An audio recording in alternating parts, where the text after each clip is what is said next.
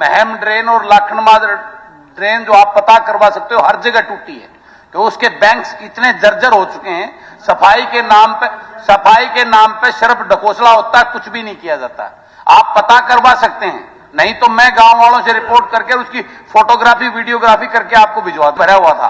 अकेले मुख्यमंत्री जी का गांव है निंदाना के अंदर 50 घरों में दरार आ गई। गरीब आदमी वो घरों से बाहर बैठे हैं दूसरे घरों में।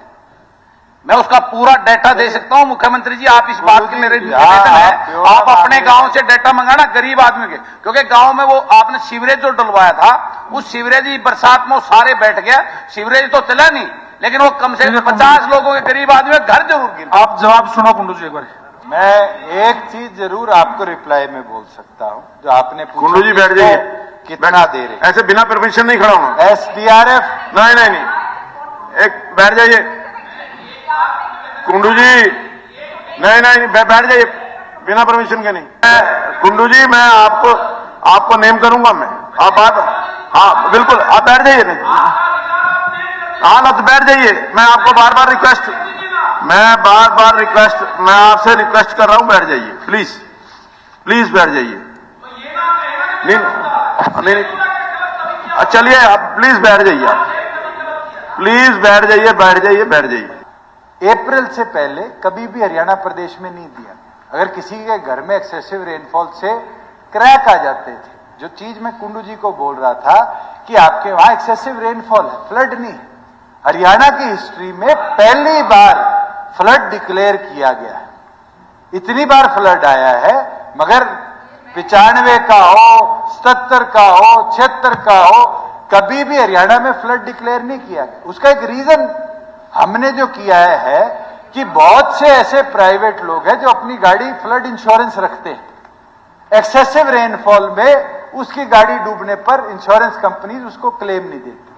फुटहिल्स में जितने लोग रहते हैं, ये अपने किसी की हैचरी है, किसी की फैक्ट्री है, व्यवसायों की इंश्योरेंस करा कर रखते हैं।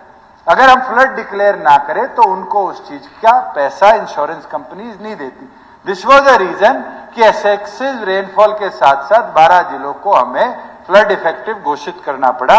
मैं एक चीज जरूर बोलना चाहूंगा कि अगर कुंडू जी नहीं अगर कमर्शियल प्रॉपर्टी के नुकसान आता है तो बैठ जाइए। ऐसा नहीं, अपनी मर्जी से नहीं उठे। अगर बात सुनिए, अपनी मर्जी से है तो 75,000 एडिशन में।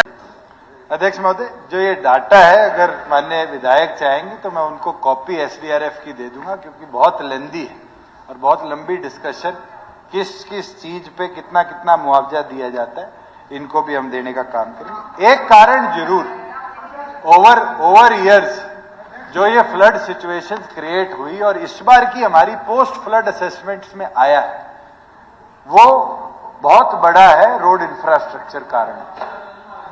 और रोड इंफ्रास्ट्रक्चर में जितने हमारे फ्लड इफेक्टेड एरियाज हैं, खासतौर पर अगर मैं पंचकुला की बात करूं, आपने खुद देखा कि नेशनल हाईवे शिमला वाला कितना बड़ा इंफ्रास्ट्रक्चर कंक्रीट का बनाया गया और एक तरफ का पूरा नेशनल हाईवे ये फ्लड अपने साथ बहा के ले गया। इस तरीके से 12 तो हमारे ऐसे नेशनल हाईवेज हैं जो सेफगार्ड भी कहीं ना कहीं कर गए अर्बन एरियाज को डूबने से, जिसका एग्जाम्पल फतेहाबाद है। अगर फतेहाबाद का बाईपास ना बना होता तो फतेहाबाद की आधी आबादी आज जलमग्न हो। वो बांध के तौर पर हमारे सारे ऑफिसर्स ने दिन रात मेहनत कर इवन जो साइफन अंडरपासेस थे उनमें कंक्रीट की दीवारें उठाई और वो बचाव का एक कारण रहा।